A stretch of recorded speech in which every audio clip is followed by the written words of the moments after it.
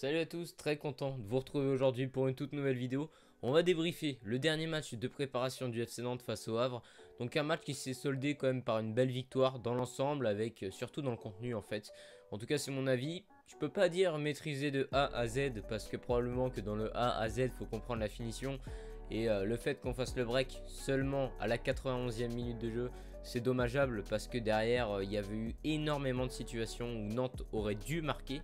Et j'insiste sur le mot dû, voilà, là c'est le devoir, le minimum, parce que ouais, on a eu énormément de situations, on a eu des joueurs qui se sont mis au diapason pour provoquer des situations, et au final je trouve qu'au niveau de la finition, bah, ça a pêché. C'est pas nouveau au FC Nantes, mais ce qui a été intéressant sur ce match, ce que je vais sortir en priorité, c'est qu'offensivement il y a eu de l'animation, il y a eu aussi du réalisme dans les passes. Donc ça rentre aussi un petit peu dans le dernier geste. La dernière passe elle est super importante. Si la dernière passe est parfaite, normalement le buteur ne rate pas. Normalement, parce que voilà, on a Koulibaly et Mon devant. On va y aller mollo quand même, hein, on sait jamais. Donc voilà. Pour débriefer un petit peu ce match, alors pour Nantes au final ça n'a pas très bien commencé, puisque dès le début du match, la dernière recrue du Havre, donc c'est-à-dire Nabil Alioui qui est arrivé de Monaco, il fait une très belle percée. Une erreur de placement je trouve de Traoré sur cette occasion, qui a mis du temps à se replacer, et derrière Alioui qui prend de vitesse. Ensuite il défie un petit peu Palois, voilà, avec un jeu de jambes, mais de toute façon voilà, hein, Palois après il peut pas tout couvrir. Et le centre il est parfait pour tirer, et bel arrêt, vraiment très bel arrêt d'Alban Lafont.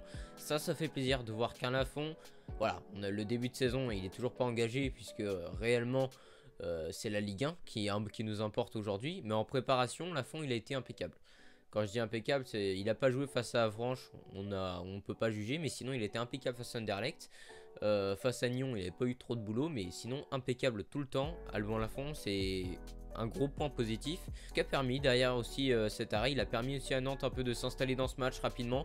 Et puis pour moi, il y a eu cette passe déclic d'Ibran Louza en profondeur, qui a mis Kader Bamba en situation de 1 contre 1. On commence à connaître le Kader Bamba qui a beaucoup travaillé, je trouve, cet été au niveau de l'endurance, au niveau aussi de ses appuis. Je le trouve vraiment meilleur, beaucoup plus décisif sur ce match-là. Il m'a impressionné, je vous le dis tout de suite. Et bah voilà, en 1 contre 1, il a clairement pris de vitesse le défenseur. Donc là, il est rentré à l'intérieur pour un centre, deuxième poteau pour Simon. Simon qui est un peu esselé, le contrôle est parfait, l'enchaînement avec la frappe aussi. Qu'est-ce que vous voulez qu'on demande de plus? Louza qui fait une passe très importante. Bamba qui provoque et qui fait la dernière passe. Simon qui finit. Voilà, on est dans un rêve, vraiment, c'est le type d'action qu'on veut voir régulièrement au FC Nantes. Donc voilà, un très beau but, je trouve, pour commencer. Puis voilà, Nantes a enchaîné avec une occasion similaire 2 minutes après. Donc là, ce coup-ci, la frappe de Simon a été bien interceptée par Mathieu Gorgelin, l'ancien gardien de l'Olympique Lyonnais. Ensuite, voilà, on avance dans le match, une autre occasion pour Louza, toujours Gorgelin impeccable, des belles sorties pour Gorgelin. Nantes, on continue quand même d'avoir de bonnes actions, de bonnes intentions. Je vais quand même faire une mention honorable pour Pedro Chirivella, qui au niveau de la verticalité, du jeu vers l'avant, en termes de passe, c'était exceptionnel en première mi-temps. Et bon, voilà, le Havre qui avait eu du coup une seule occasion en tout début de match, et bah, ils arrivent quand même à marquer sur un penalty très litigieux, puisque voilà, on a l'impression niveau de la caméra que Traoré touche la balle, et du coup il n'y a aucunement faute. Mais bon, l'arbitre ici fait penalty, on va pas lui en vouloir parce qu'on est en préparation. À la limite c'est Jérémy Stina, donc c'est un arbitre de Ligue 1. S'il pouvait la prochaine fois ne pas siffler en Ligue 1, hein, voilà, à la limite c'est pas grave s'il siffle là. Donc voilà, penalty, c'est vrai que ça plombe un petit peu la bonne première mi-temps de l'FC Nantes, de rentrer au vestiaire à un partout. Mais bon, voilà, c'est comme ça, un but partout, c'est le score du coup à la mi-temps. Retour des vestiaires, Nantes comme en première mi-temps, ils marquent sur leur première occasion. Khalifa Koulibaly qui sur un nouveau corner, une nouvelle passe décisive de Bamba. Je sais pas, j'ai beaucoup aimé la manière dont il l'a tiré, premier poteau. Il est un peu esselé, mais sa tête est très belle à Khalifa Koulibaly, faut aussi dire ce qui est bien de temps en temps. Même avec Khalifa Koulibaly, la tête est magnifique.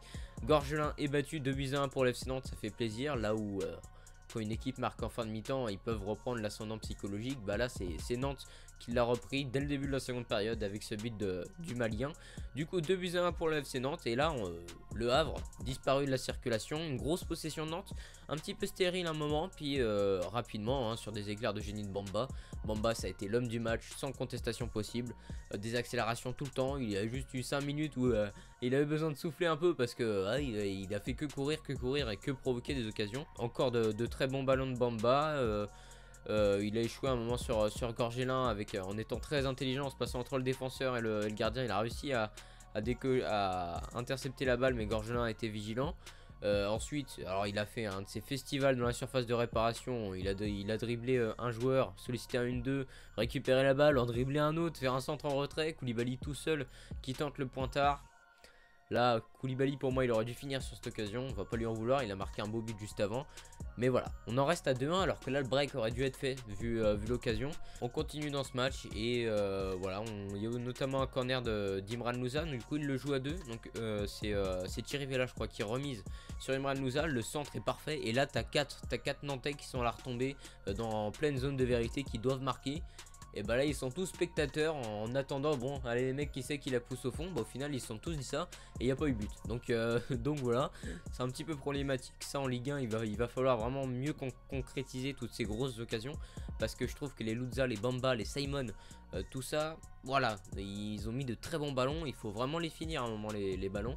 Donc voilà, Bamba il est sorti là 80e après un match du coup très plein. Voilà, le hashtag Bamba Show évidemment exceptionnel sur ce match là face au Havre. Dernier match de préparation très prometteur pour la suite des événements en Ligue 1 Uber Eats. J'allais dire Conforama mais non, maintenant c'est Uber Eats. Voilà, c'est magnifique. Et puis du coup c'est Brigid Ndilou qui est rentré, donc assez impatient de voir Brigid Ndilou. Il a été mis 2 fois en valeur, 2 grosses occasions pour Brigid Ndilou. La première, Khalifa Koulibaly, donc il se retrouve en situation de 2 contre 2 grâce à une bonne récupération du Malien, excusez-moi, du coup qui décale parfaitement bien au bon tempo Brigid Ndilou. Je sais pas si c'est le manque de rythme, le manque de match, mais il a complètement raté, il ne l'avait pas du tout emmené la balle, ça a tapé contre son mollet, il a très mal appréhendé le ballon alors que là ça aurait pu aller au fond très clairement. Donc voilà, il en rate une mais pas deux puisque sur un éclair de génie de Louza, une passe qui transperce toutes les lignes et qui met Ndilou en 1 contre 1. La finition était là vraiment au rendez-vous. Il a bien temporisé avec son pied d'appui et son pied droit pour glisser le ballon parfaitement entre les jambes de Mathieu Gorgelin. Score final 3-1, ça reflète déjà mieux que le match que 2-1, tant Nantes a dominé, surtout en seconde période. Il va falloir vraiment qu'on arrive à bien finir nos occasions parce qu'on sent qu'il y a quelque chose. Je sens qu'offensivement il y en a plus cette année que l'année dernière. On sera peut-être plus fragile défensivement que l'année dernière, on était invincible à domicile en défense. Mais offensivement on n'avait vraiment rien l'année dernière. Et là on sent que les Bamba, les Simon, tout ça, ça commence à se connaître, ça commence à jouer ensemble. Et là encore une fois on avait Moutoussamy on l'a pas vu du match quasiment. Moutoussamy voilà, c'est en raison du manque de place. Quand Blas tout ça arrivera, même Marcus Coco. Faudra qu'on apprenne à jouer avec. Pourquoi pas recruter un neuf aussi qui finisse les occasions. Même si on a peut-être un coup à jouer avec Brigid Ndilou. Je dis ça, je dis rien. Je pense qu'avec de l'entraînement, il peut vraiment bien gêner les défenses de Ligue 1. Donc voilà, j'ai donné mon avis un petit peu sur ce match, sur l'ensemble de la préparation. Je suis assez satisfait parce qu'on prend aucun but en jeu, quoi. C'est-à-dire qu'on en prend un seul sur un penalty assez litigieux. Donc ça, c'est très positif défensivement. Milieu de terrain très bon aussi. Offensivement, du coup, il ne reste plus qu'à finir les occasions.